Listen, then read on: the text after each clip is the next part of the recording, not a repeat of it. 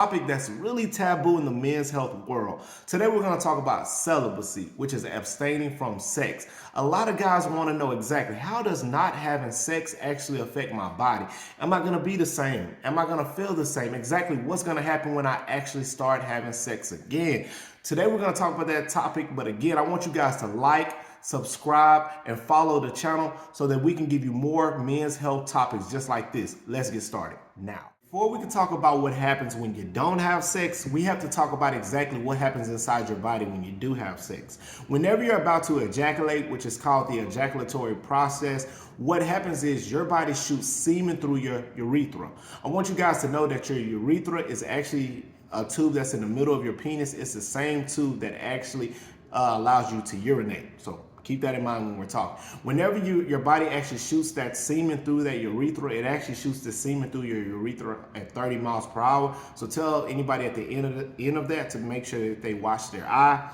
But I tell a lot of guys is remember that semen is not sperm. I'm gonna repeat that again. Semen is not sperm. Semen is about 70 to 75% actually seminal fluid. It's about 23 to 24% actually prostatic fluid, and it's about only 1 to 2% sperm. The reason why this is important is because you have seminal fluid and you have prostatic fluid, which actually protects the sperm so that as it journeys through the urethra, it's actually protected so that when it gets inside of the woman, it can actually do its job. So I tell a lot of guys, semen and sperm is not the same thing. Sperm is just a component of semen. So now that you know exactly what the process is, I want to talk to you about what happens when your body is actually not able to actually release those fluids, and what happens when your body has to continually absorb that seminal fluid, that prostatic fluid, and that sperm because you're not ejaculating. We'll talk about that next. A lot of guys may be saying, okay, now I know what the ejaculatory process is, but exactly how does this affect me if I'm not ejaculating? What I tell guys is, don't think about it as, okay, I haven't had sex in a couple days, I'm gonna start feeling side effects. Okay, it's been a couple weeks, I'm gonna start feeling side effects. No, these side effects that I'm gonna mention, and there's 4 of them, actually occurs when guys abstain from having sex for months. So the first one is actually a lowered testosterone level. Yes, guys, not having sex over an extended period of time can definitely lower your testosterone.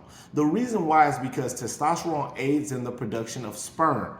So if you're not releasing sperm, and you're not giving your brain the signal to produce more sperm, your testicles is not turning up the testosterone to actually aid in that production. I'm gonna repeat that again. So if you're not releasing sperm and your body's absorbing the sperm back, you're not sending the signal to your brain to send to your testicles to produce testosterone to aid in the production of sperm. So I tell guys, if you're abstaining from having sex for a long time, you may notice a lower testosterone level. That's one side effect, and I have 3 more side effects that I'm gonna give you next. Side effect number 2 is a word that's very hard to say, but I promise you guys that this is a real thing. If you do not have sex or you abstain from having sex, you can actually have epididymitis. Epididymitis is inflammation of the epididymis. What happens is whenever you don't release sperm, the sperm backs back into the epididymis, which is actually used to store sperm.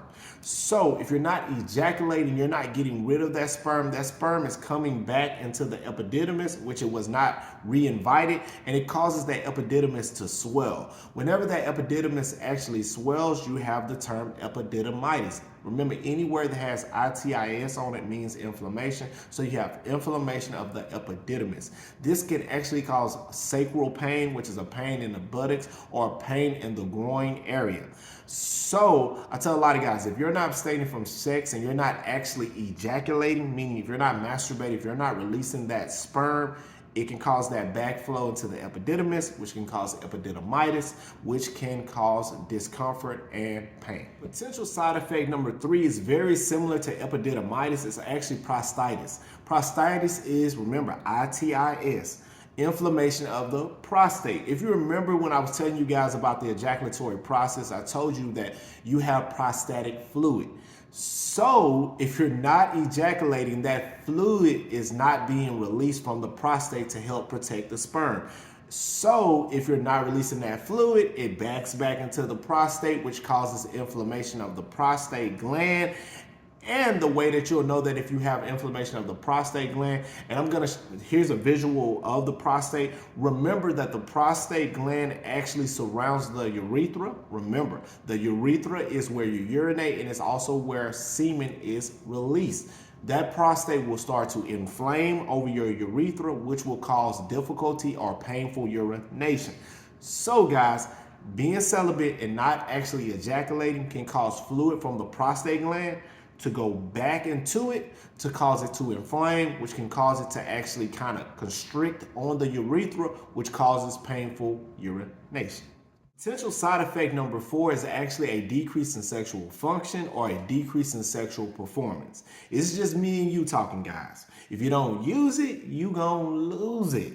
If you ain't in the gym putting that work in, if you ain't on the basketball court putting the shots in, you're not gonna be able to keep up with us guys who are out there putting that work in.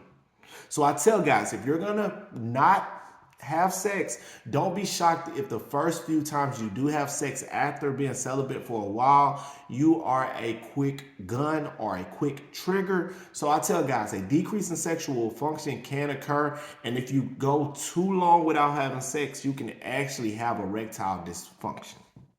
Say, hey, if I'm not going to have any sex, I'll just ejaculate, and I should be able to prevent most of those side effects. Chris, is that correct? And I will tell them yes and no. You may be able to actually prevent the lowering of your testosterone levels, and you may be able to prevent prostatitis and epididymitis, but you're also causing another problem. A lot of times when guys actually ejaculate or masturbate with porn, what happens is you're not worried about how long you last. You're just trying to get that process over with so that you can go about your day. So imagine if you're having quick ejaculation, quick ejaculation, quick ejaculation, all of these quick ejaculations from porn. What's going to happen whenever you actually get ready to have intercourse with your partner? Guess what? Quick ejaculation. So a lot of guys will go from watching porn to having premature ejaculation. Yes, a lot of guys will go from watching porn to having quick ejaculation. So basically, they just compounded a problem. A lot of times, a lot of other guys will also start having erectile dysfunction because they're watching things on porn that is not realistic. So when they get with their partner, their expectations are too high. So they can't actually get it up because they've actually numbed their brain with too much crazy stuff from porn. So what I tell a lot of guys is if you're going to go celibate, what you want to do is don't do masturbation. Just go through your celibacy process for your spiritual health. And then whenever you actually start getting ready to have sex, I would tell guys, get with a partner who's understanding where you're coming from and understanding that you were celibate for a while to have some patience with you. Start putting up a lot of shots, get back on that field and put in that practice. And eventually you should get back to your old self. If you do have any problems where you're having some erectile dysfunction or you're having some premature ejaculation, talk to a provider who's actually experiencing that. He may be able to give you some medicine that can get you back onto your normal process and your normal performance and then taper you off of that medication so that you can get back to what you were beforehand. Again, this is Chris with Man Health Channel. I wanted to let you guys know exactly what happens during the celibacy process, what happens during the ejaculatory process, your 4 potential side effects. If you like the video, please subscribe to the channel. It allows me to grow this channel so that I can continue to bring topics like this to guys who need it. Again, this is Chris with Man Health Channel. I'll see you in the next video where we dive deeper into another men's health topic. I'll see you guys over there. Let's go.